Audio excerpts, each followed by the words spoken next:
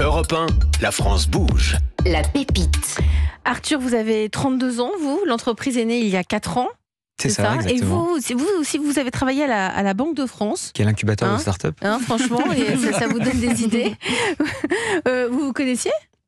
Pas à la Banque de France. Non, après, dans le secteur, dans le milieu de la civic tech. Ouais. Vous étiez au sein du pôle FinTech, innovation. Vous avez travaillé donc sur pas mal d'innovations et vous avez fait ça pendant environ 4 ans. D'où vous vient, vous aussi, cette idée de passer le pas et de fonder votre entreprise autour de la civic tech, ce qui n'est pas commun. Alors, nous, on est vraiment au croisement de la civic tech et de la FinTech.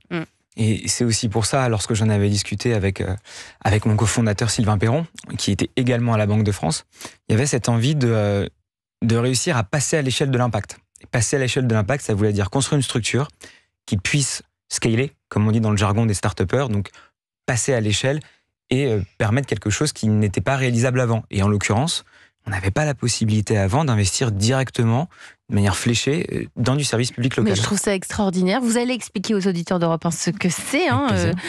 Viliz, ça s'écrit V-I-2-L-Y-Z. C'est ça Le Y, c'est la localité. Ah, très bien. Allons-y, ça veut dire qu'on va quelque part. Vous avez 1 minute, Arthur Moraglia, on vous écoute.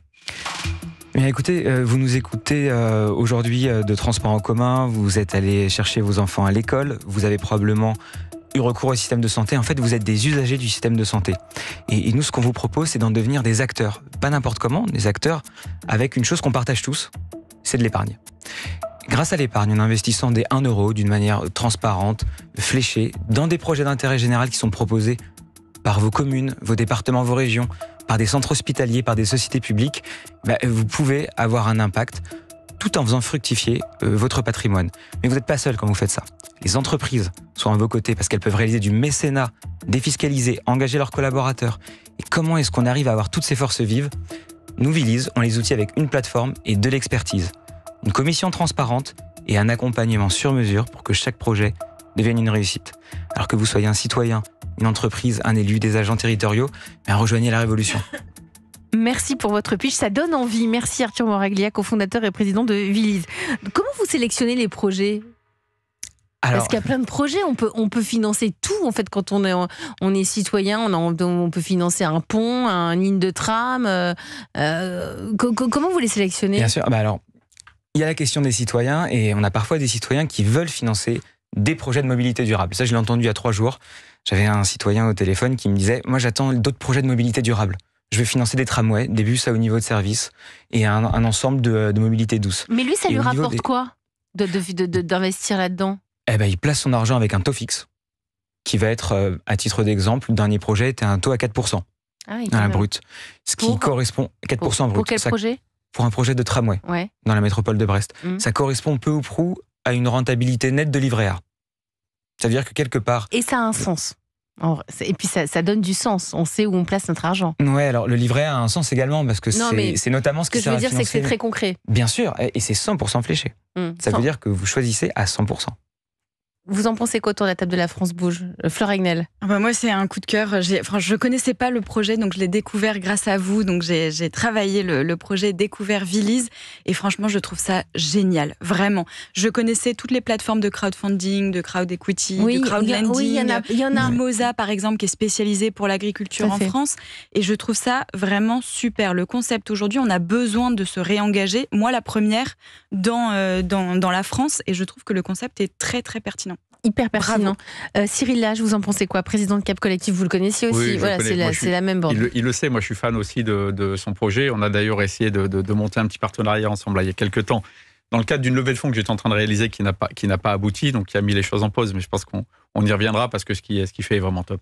C'est extraordinaire. Comme c'est public, il y a beaucoup d'informations financières qui sont disponibles. Nous, les citoyens, on s'y connaît pas forcément. Est-ce que vous avez un rôle aussi d'explication, de pédagogie par rapport à ça ? Mais complètement. En fait, une collectivité, ça fonctionne très différemment d'une entreprise.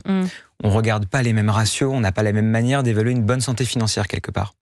Et c'est aussi à nous, en tant que plateforme, d'être très pédagogique, d'outiller les citoyens et d'expliquer pourquoi on a choisi ce projet.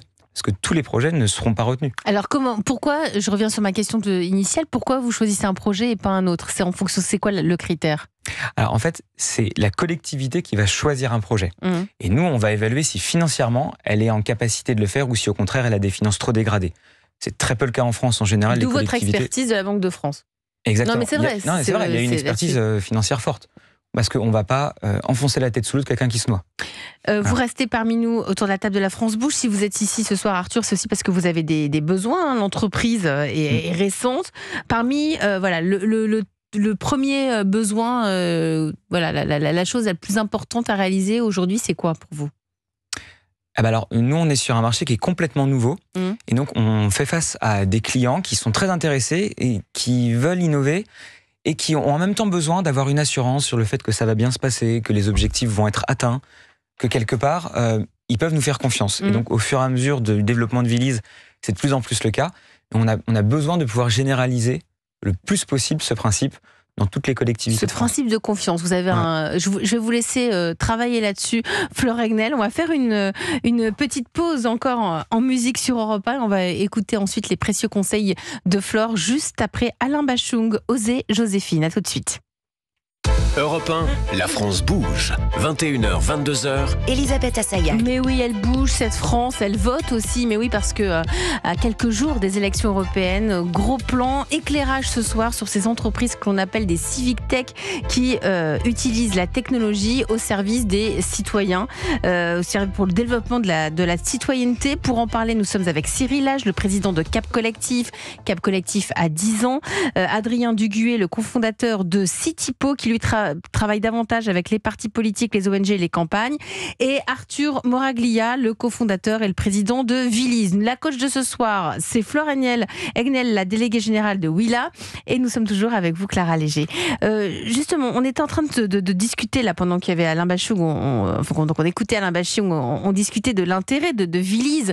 L'intérêt premier, Arthur, c'est que ce sont des projets d'intérêt général. C'est important de le préciser. Ah bien sûr. Mais racontez-nous, quel genre de projet ? Alors, par exemple, en territoire rural, en Haute-Vienne, donc au sud de Limoges, on a financé un centre de santé qui était une ancienne poste en fait qui se délitait. Et donc, on a remplacé un service public par un autre service. Et si vous nous rejoignez, vous pouvez, Viliz, c'est que vous pouvez investir pour ce centre de santé, par exemple. Tout à fait. Et là, ça fait quelques jours qu'il a été inauguré, donc on en est très fiers. Quoi d'autre ? En quoi, nous... Des mobilités durables. À partir de 1 euro. À partir de 1 euro d'investissement, exactement. On peut investir sur des projets qui concernent notre ville, notre région, notre territoire. À noter que c'est complètement défiscalisé, parce qu'on est en train de le comparer avec le livret A tout à l'heure. Alors en fait, malheureusement, c'est le livret A qui est complètement défiscalisé. Et c'est ça le problème, c'est que le livret A finance en partie, notamment la construction des nouveaux HLM, mais pas uniquement. Alors que nous, quand vous investissez sur la plateforme, 100% de l'argent est investi dans des projets d'intérêt général, de service public. Et malheureusement, aujourd'hui, c'est pas défiscalisé. Et c'est complètement absurde. On prélève un impôt, alors qu'en fait, on est en train de faire un vase communicant entre l'État et l'État. Et ça dissuade les citoyens de sauter le pas. Ça, c'est une première mesure qu'on pourrait prendre pour encourager et étendre le financement citoyen. Et la deuxième, c'est si on veut que ça devienne structurel. Il faut que dans les nouveaux appels d'offres et dans la logique de financement au niveau local, on pousse pour qu'il y ait ce type de financement qui implique plus les habitants. Quand on aura 10% des volumes d'investissement des projets qui seront financés par les habitants, je peux vous dire que là, directement, il y aura un lien très positif, très direct, très charnel qui se fera avec le territoire. Flore Hegnel. C'est pour ça que je suis fan du projet, mais effectivement, ce n'est pas facile et il y a beaucoup d'enjeux à venir. Il y a aussi un autre enjeu, moi, que je voyais, c'est qu'il faut, depuis plusieurs années, il va falloir, vous avez un objectif, une difficulté des deux côtés, c'est que d'un côté, il vous faut des projets et de l'autre, il vous faut aussi des financeurs particuliers. Donc ça, il y a un enjeu de communication et c'est ça aussi que moi, j'attendais à trouver sur Viliz, sur le site ou sur les réseaux sociaux. C'était beaucoup plus de vidéos, pour donner cette confiance, pour donner envie. Exactement. Vous parliez de la confiance tout à l'heure, Arthur. C'est ça, en fait, qu'on attend sur les réseaux. Oui, tout à fait. J'imagine, hein. Mais en fait, comme un acteur de tête s'efface derrière son texte, et nous, quelque part, on s'efface derrière la collectivité. C'est-à-dire que la meilleure entité pour porter un message et inciter les citoyens à s'engager à voter, à financer un projet, c'est la collectivité. Donc nous, quelque part, on est derrière pour l'outiller, pour l'accompagner. Et c'est pour ça qu'on a quelque part relativement peu de sujets pour remplir les projets, pour les financer. Parce que les citoyens sont très demandeurs et il y en a énormément d'entre eux qui sont des primo-investisseurs. Ils ont quel âge, ces citoyens ? C'est quoi la tranche d'âge ? Alors, l'âge moyen est pas très loin de celui de la population française, mais ce qui est intéressant, c'est qu'on a toutes les tranches d'âge. C'est ça, ça intéresse ça tout le épouse monde. très bien la courbe démographique, en fait, des zones dans lesquelles on opère. Parce que la plupart des financeurs sont des financeurs hyper locaux.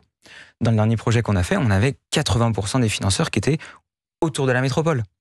Et ça, alors qu'on fait une campagne extrêmement ciblée, mais que c'est ouvert. On peut être marseillais et financer le tramway de Brest. Ça ne pose aucun sujet. Et pourtant. Flore. Et est-ce que du coup, justement, c'est pas contradictoire par rapport à ce qu'on peut penser? C'est qu'aujourd'hui, les collectivités ont du mal à engager elles-mêmes leurs citoyens et leurs citoyennes.